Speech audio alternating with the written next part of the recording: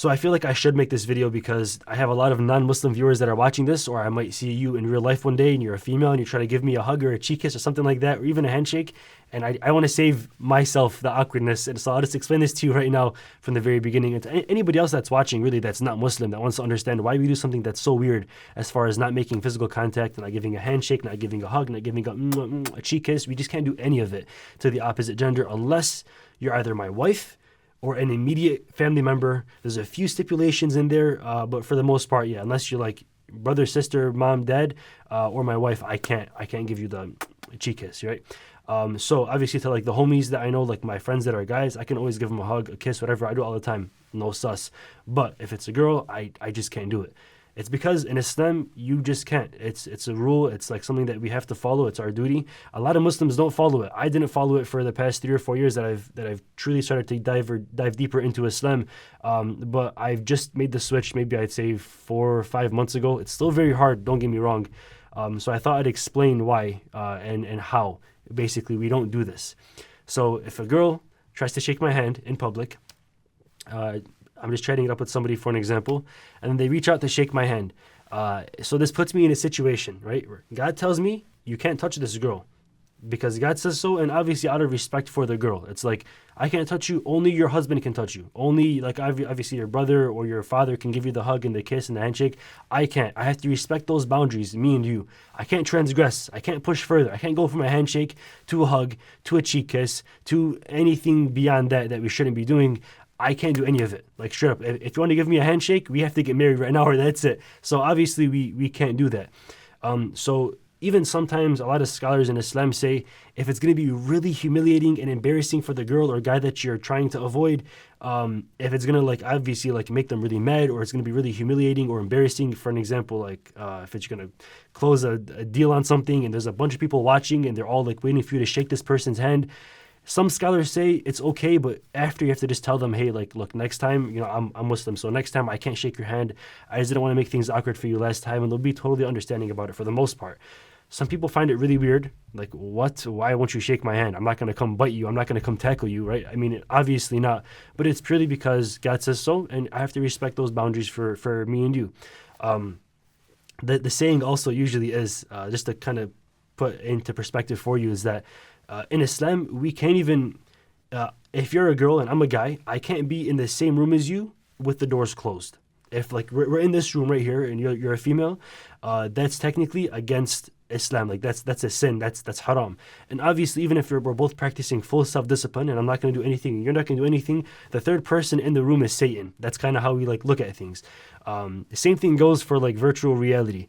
I know, like, and even inside of, like, this is crazy, times are changing, but even inside of VR with, like, the VR headset on you and, like, the trackers on your body and your feet, and I make videos on this all the time, but even inside of VR, when you have full body tracking, inside of, like, a VR, like, social game where everyone's, like, they have their full bodies, they're giving hugs, they're doing way worse, nasty things, like having full-on intercourse inside of virtual reality, which does happen all the time, by the way. It's called ERP, erotic role players, some nasty shit like that.